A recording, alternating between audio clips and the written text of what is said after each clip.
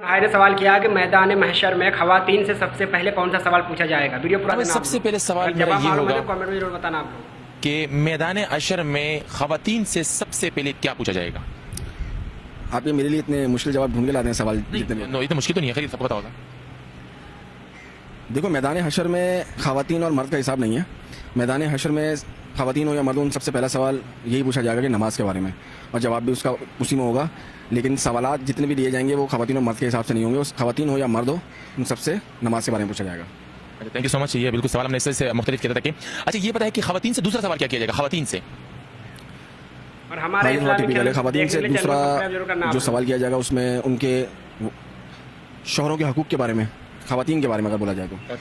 अच्छा ये पता है कि मैदान अशर में 5 सवाल है, 5 बातें हैं कि इब्ने आदम जब तुम इस 5 बातों का जवाब ना दे सको, जब तक अपनी जगह से नहीं हिल सकता। तो 5 बातें में कौन सी, अगर आपको इसका नॉलेज।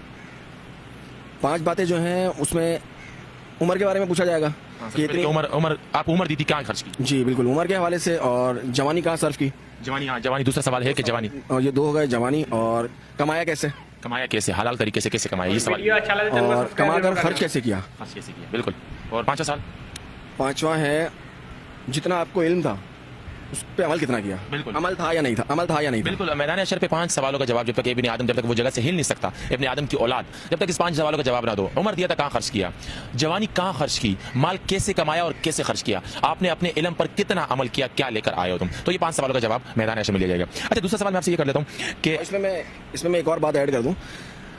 अमल बड़ा है इल्म से, जो अमल कर रहा है वो तो ऑलरेडी मतलब वो आगे बढ़ गया। जो इल्म होने के बावजूद अमल नहीं कर रहा वो बेकार है। और हम लोग इसी पे हैं कि इल्म होने के बावजूद अमल नहीं करते। तो अमल ज़रूरी है, इल्म होना तो है लेकिन इल्म भी होना चाहिए, लेकिन अमल बहुत बड़ी चीज़ है। अमल जरूरी है, बिल्कुल सही बात है। अमल, इल्म हो तो अगर अमल नहीं हो, इल्म तो शैतान के पास भी है लेकिन अमल नहीं है, बिल्कुल सही बात है। अच्छा